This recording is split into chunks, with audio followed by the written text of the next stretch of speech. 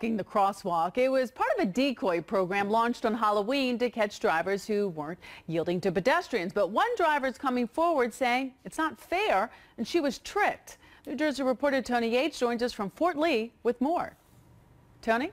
Yes, indeed, Sade. You know, this was on River Road at a crosswalk with yellow flashing lights. And on that day, lots of drivers that did not stop for Donald Duck. But as you said, one driver speaking out saying it was absolutely unclear what was going on. This duck kept going toward the car, going back, going toward, going back, going on the curb, going off the curb.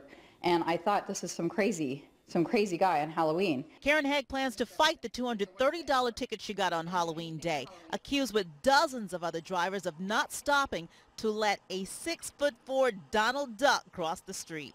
Then they just told me that I was getting a ticket because I didn't stop for pedestrian.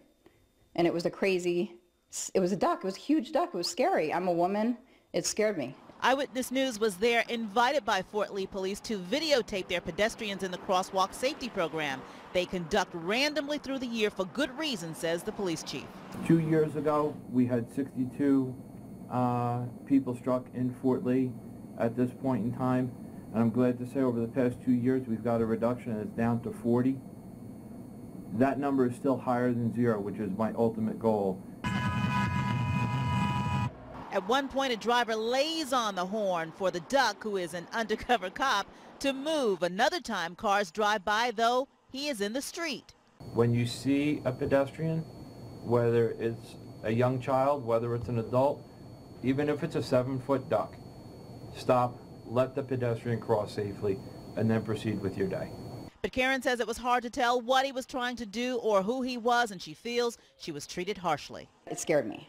It was a huge duck. If it was a normal person, or even a cop dressed as a normal person, I would have stopped. And I think all those people would have stopped.